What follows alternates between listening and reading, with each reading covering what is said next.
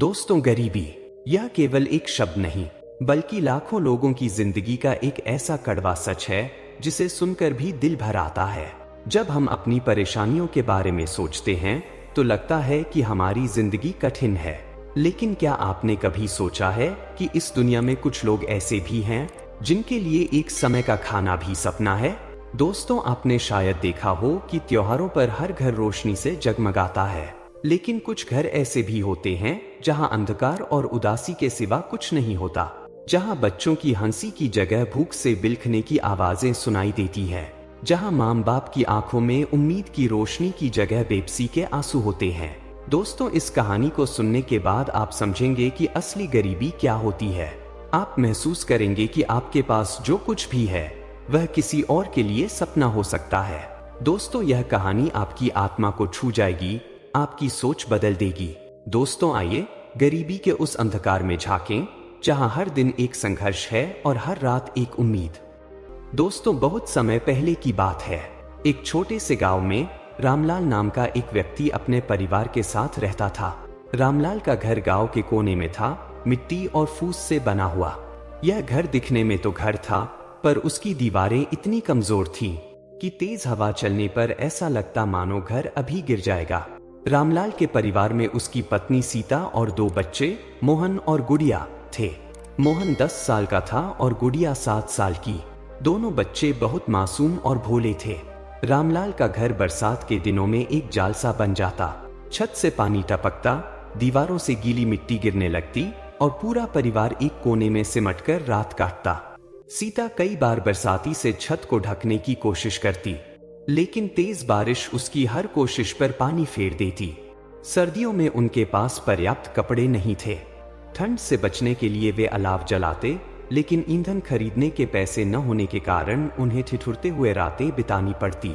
गर्मियों में भी हालात कुछ अच्छे नहीं होते। तेज धूप में मिट्टी की दीवारें तप जाती और घर एक भट्टी जैसा लगने लगता। रामलाल एक दिहाड़ी मजदूर था। हर सुबह वह अपनी टूटी फूटी चप्पल पहनकर गांव के चौपाल पर काम की तलाश में निकलता। चौपाल पर अन्य मजदूर भी आते थे। जमींदार या बड़े किसान जिनकी जमीन पर काम होता, उन्हें मजदूर चुनते।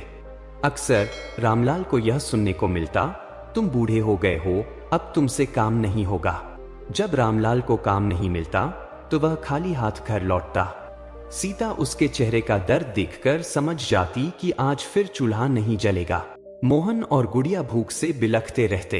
कई बार सीता उनके भूख से तड़पते चेहरे देखकर भगवान से प्रार्थना करती, हे भगवान, इन मासूम बच्चों पर दया करो, इन्हें इतनी बड़ी सजा क्यों।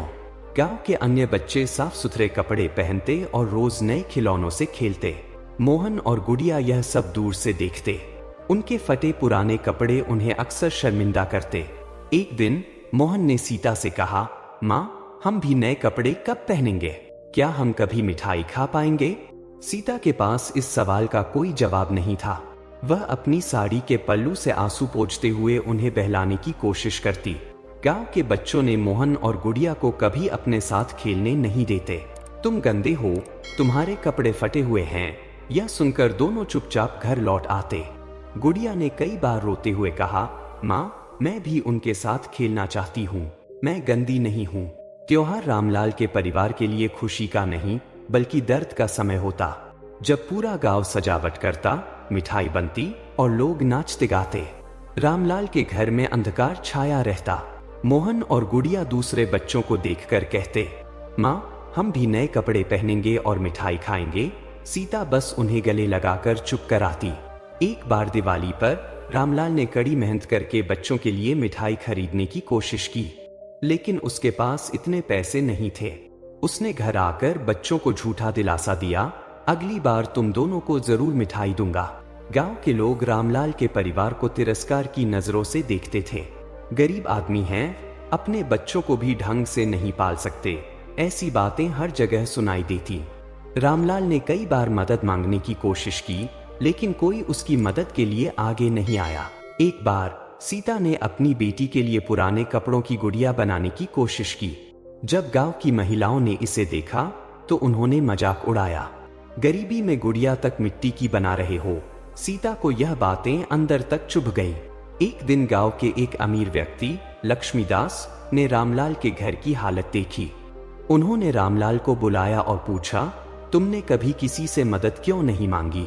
रामलाल ने जवाब दिया, साहब, गरीब का दर्द कोई समझता ही नहीं, हमें हमेशा तिरस्कार ही मिलता है। लक्ष्मीदास ने गांव वालों को बुलाकर कहा, इस परिवार की मदद करना हमारा फर्ज है। गरीबी किसी का दोष नहीं, बल्कि समाज की जिम्मेदारी है। अगर हम सब मिलकर थोड़ा थोड़ा मदद करेंगे तो इनका जीवन बदल सकता है।